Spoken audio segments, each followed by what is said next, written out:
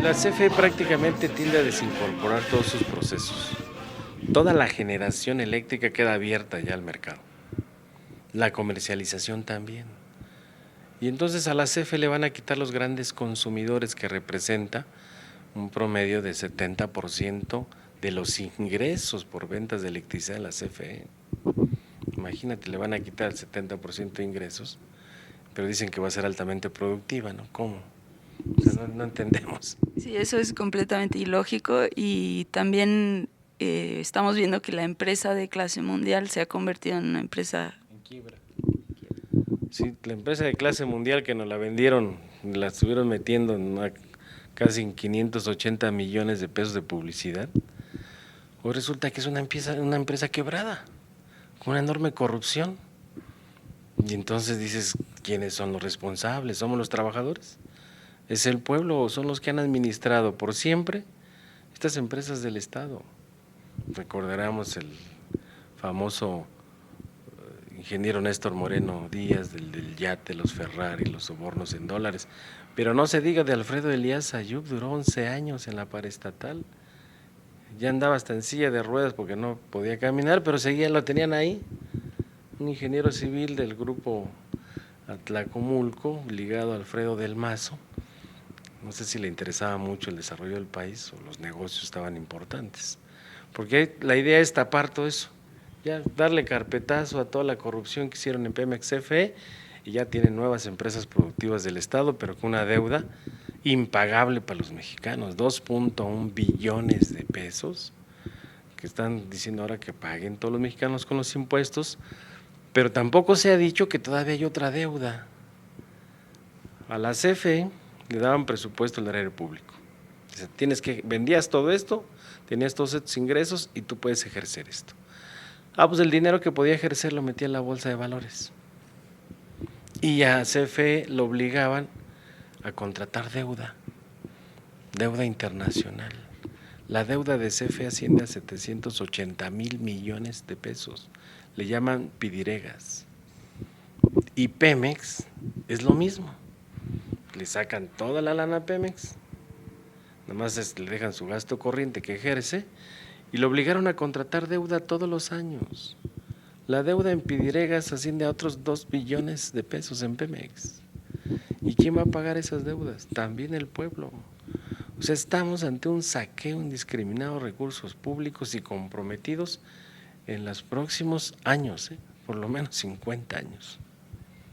Es grave lo que está pasando. Sí, es el doble de lo que se está anunciando de los pasivos en materia laboral, pues en materia no laboral es otro tanto. Es otro tanto. Esto nada más lo que han anunciado es el 2.1 de los pasivos laborales, pero imagínate, la CFE les firmó a las empresas privadas la compra de su energía durante los próximos 25 años, en algunos casos hasta 30 años.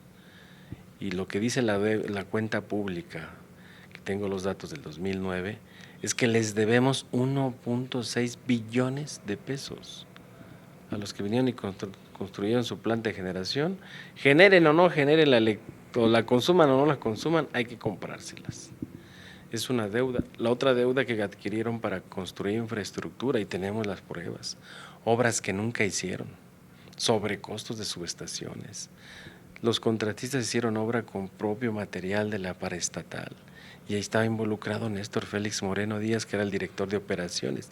Ese solo señor manejaba anualmente un presupuesto de 80,000 millones de pesos en una sola dirección. Y otro tanto de esa deuda está en Petróleos Mexicanos de infraestructura. O sea, son dos deudas que tienen estas paraestatales, que hoy tranquilamente dice, como el pueblo no dice nada, no protestamos, nomás agachamos la cabeza, dice, pues que paguen. Y para comprar esta energía de las generadoras privadas, la infraestructura de CFE estaba parada, la mitad de la infraestructura. Sí, han venido cerrando las plantas de generación, incluso hay un programa de cierre con el supuesto de que son muy contaminantes, que la vida útil de las plantas de generación ya terminó y han estado cerrando las termoeléctricas y algunas hidroeléctricas como el complejo Miguel Alemán, que era un sistema hidrológico, lo cerraron completamente. Yo tuve la oportunidad de visitar la termoeléctrica en Monterrey de CFE, desconectada y ya lista para venderla, subastarla, una termoeléctrica en perfectas condiciones, porque adelantito les construyeron una de ciclo combinado, los de Iberdrola, y orientaron la generación eléctrica con gas. Hay un ¿por qué? ¿Por qué con gas? Pues Calderón firmó un contrato de compra de gas en el año 2008, durante 20 años comprarle gas a un intermediario que se llama Unión Fenosa, que es una empresa española del rey Juan Carlos. Entonces les vamos a comprar por 20 años gas, a precios exorbitantes. Imagínate, tú compras el gas o te cuestas comprarlo en Perú 56 centavos de dólar el millón de BTU, y aquí se lo estamos comprando en promedio a $8 el millón de BTU. O sea, es un negocio redondo de estos funcionarios del gobierno. Y esta empresa compra el petróleo en Perú también, digo, el gas lo compra en Perú también, no son productores España. Sí, no es un intermediario, como acá decimos, es un coyote. O sea, Elías Ayú fue el que le dio las bases de la licitación a Unión Fenosa, pero primero ya había amarrado Unión Fenosa el contrato en Perú con el presidente Alan García, que era el presidente de Perú. Y tuve oportunidad de estar en Perú, está un escándalo porque no hay gas para el consumo de allá y lo están vendiendo al extranjero. Entonces pierde Perú, pierden los mexicanos y gana esta multinacional que es Unión Fenosa. El contrato es por 20 años. Qué barbaridad. Martín, y dinos, estas reformas que se están aprobando ahorita, las reformas a las leyes, ¿cómo las ves? Pues mira, las reformas es consecuencia de la que hicieron en diciembre. O sea, están terminando de concretar este despojo a los mexicanos, nos regresa más de 75 años en la historia del país. O sea, lo que nosotros conocimos en los libros de texto, en las escuelas públicas, de la expropiación petrolera como un acto nacionalista de recuperar un sector estratégico los mexicanos para el desarrollo de nuestra nación, ahora se les regresa a los que el pueblo echó con Lázaro Cárdenas. Y el que no conoce su historia está condenado a repetirla. Entonces estos neoliberales hoy regresan a las Shells, a las Halliburton de Bush, a todas estas multinacionales que andan de depredadores en todo el mundo. Imagínate lo que va a pasar en los siguientes años. El gasto del país se sufraga con 40% de los recursos que vienen de Pemex. Y ahora ya no va a haber ese ingreso petrolero, porque ahora se va a compartir, dicen. ¿Qué compartes? De cada barril que saques, 10% se queda en el país y el 90% se la llevan las multinacionales. Y entonces vamos a tener un problema financiero muy terrible. Los especialistas dicen que en los próximos 5 o 6 años habrá una crisis similar a la, o peor a la de Argentina del 2002. Y porque antes México, ante una contingencia económica, entonces solicitaba créditos al Banco Mundial, al Fondo Monetario, y la garantía era tu petróleo. Ahora ya no lo tienes de garantía. Ahora el petróleo ya no es de los mexicanos. Ahora ya está a merced para que la exploración y explotación lo hagan las multinacionales con concesiones que va a dar el presidente de la República. Él es el que tiene facultades. Todos los juicios se van a liberar o deliberar en los tribunales internacionales, no aquí en los tribunales mexicanos. Se acota al Estado, más facultades al presidente. El Congreso ya no tendrá facultades en legislar en esta materia porque ya no hay materia y prácticamente entonces habrá un despojo, no nada más de las áreas de las empresas más importantes del país, de los mexicanos, sino van más allá. Es el despojo de las tierras de los campesinos. Dicen, no va a ser expropiación, ya le cambiaron, ahora va a ser ocupación temporal. Sí, pues es temporal, mientras tenga recurso mineral o gas o demás, pues la estoy ocupando. Ya que no tenga nada, te la regreso, ¿no? Pero ahí te voy a dar un cacahuate para que lo estés pelando. Y toda contaminada, y además el campesino, ¿qué es lo que va a hacer en ese inter? Nosotros decimos, ¿por qué no en Estados Unidos hacen el gas fracking? hay zonas importantes. Porque allá no quieren el cochinero, somos el traspatio de los Estados Unidos, porque aquí la enorme corrupción de los gobernantes no obligan a las multinacionales que cumplan con las normas de medio ambiente, de uso de suelo. Se van a saquear el país, o sea, lo poco que de cada recursos naturales va a ser saqueado en los próximos años. Lo que yo observo es que estas leyes que están imponiendo, porque ni siquiera es legislando, no legislan. Esas iniciativas ni siquiera las hicieron los senadores ni los diputados. Les mandaron el paquete, los han cooptado con cañonazos de millones de dólares para levantar el dedo. O sea, de esa manera es una traición, decimos que es una traición a la patria. Sí, ¿cuál es el origen de estas reformas, del hecho de que estos diputados y senadores estén votando algo que a todas luces es contrario al interés general? Pues mira, el origen de estas iniciativas viene desde el consenso de Washington, del Fondo Monetario Internacional, del Banco Mundial, y México está involucrado en el Consejo Mundial de la Energía. Este consejo, que fue creado después de la Segunda Guerra Mundial, ahí se agrupan todas las empresas multinacionales del sector de energía y del sector de tecnologías. Acabo de tener la oportunidad de estar en un foro en Montreal, y ahí nos topamos con la presidenta del Consejo Mundial y la cuestionamos. Dice, México es parte de nuestro Consejo Mundial de Energía, el gobierno mexicano ha venido a pedir colaboración para estas leyes, les estamos asesorando. Dice, lo único que le pedimos al gobierno es dos cosas para que nosotros podamos entrar. ¿Cuáles son?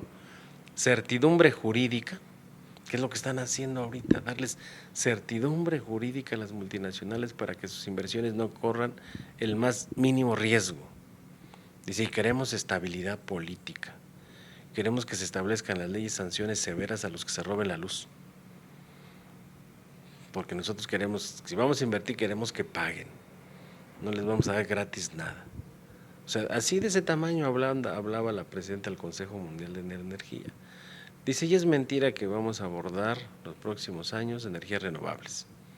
Dice, tenemos los estudios de que en los próximos 50 años será los hidrocarburos con el gas y el carbón los que van a rifar en el tema de la generación. Dice, y en mínima parte las energías renovables. Y una vez que terminen los hidrocarburos, seguirá la energía nuclear. Entonces hoy lo que nos venden de que van a ser energías renovables, energías limpias, que les importa el calentamiento global de la Tierra, es una mentira. No les importa.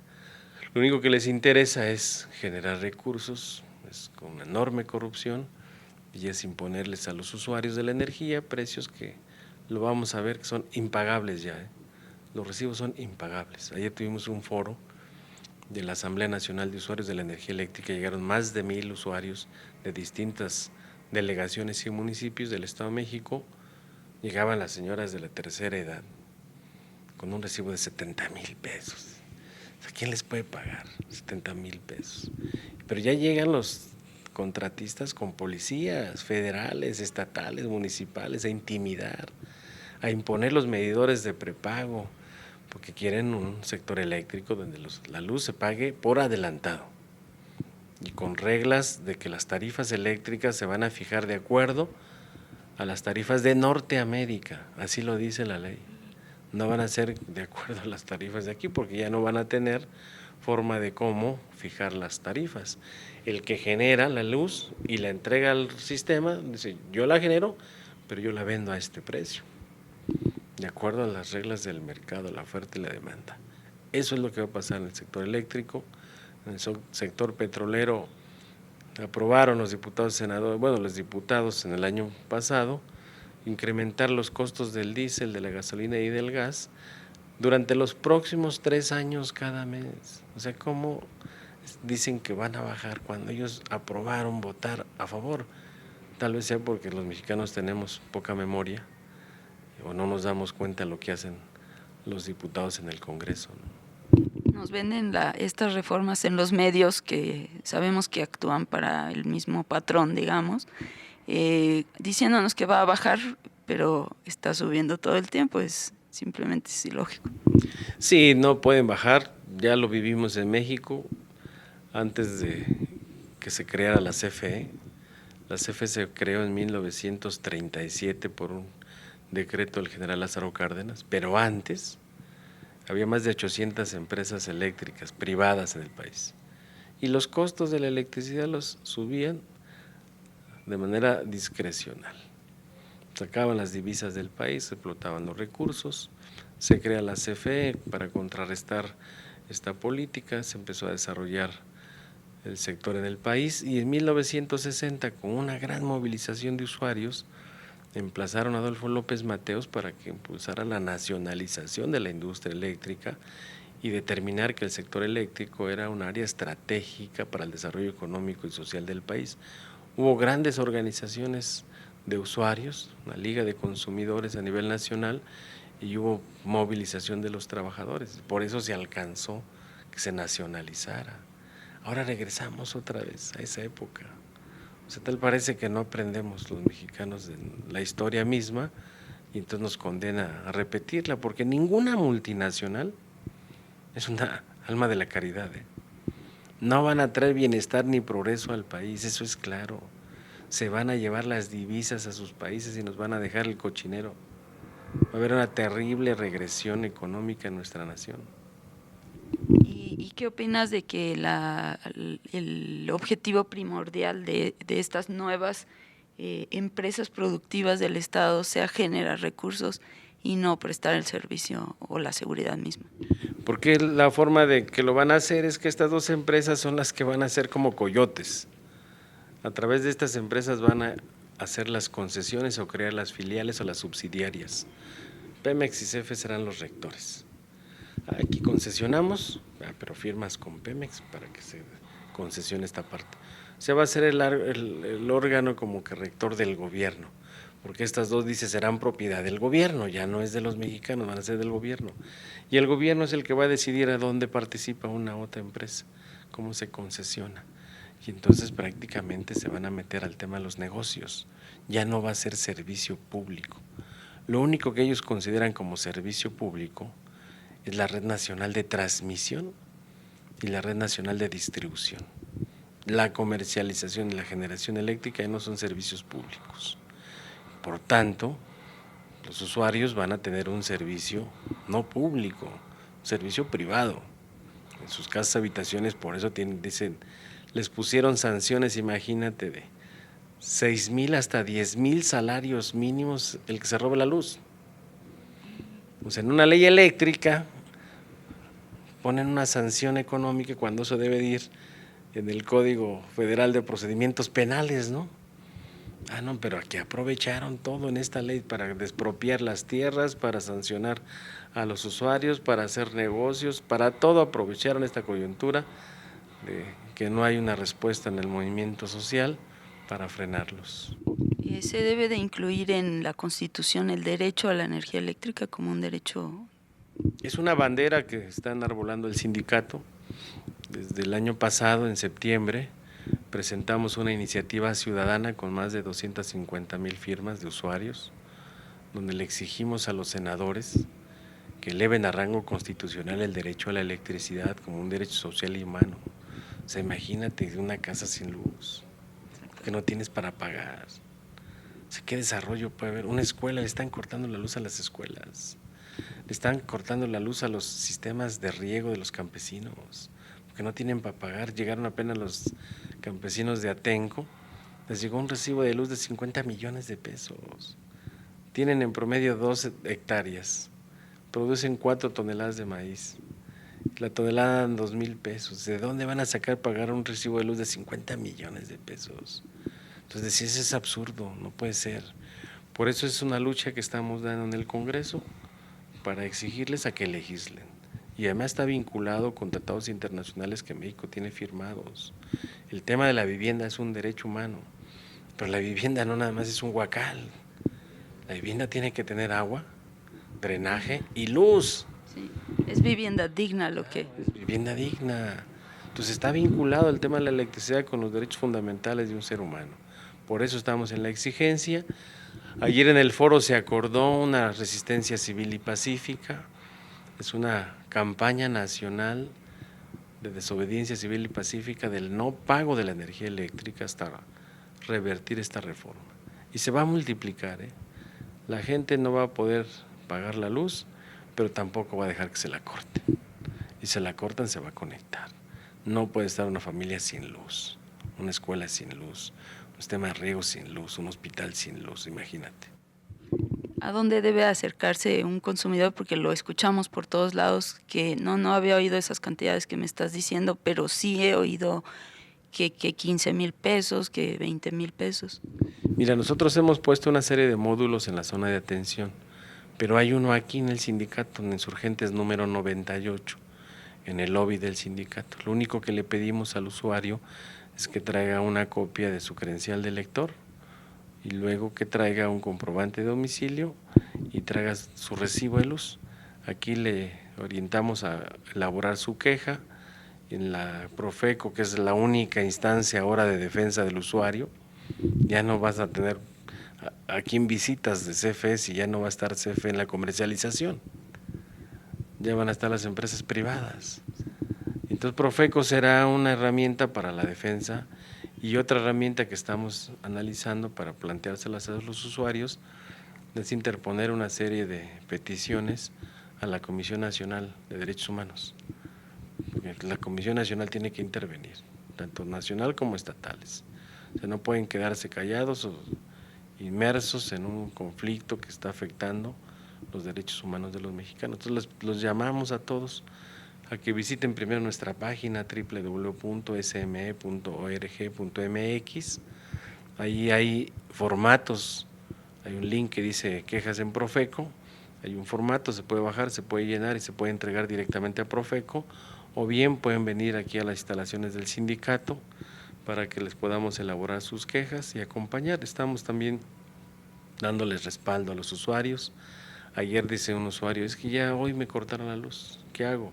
Tengo mi queja y me dicen los contratistas que la queja no procede. Bueno, el contratista no es autoridad. Si dice que no procede, pues no es autoridad de él.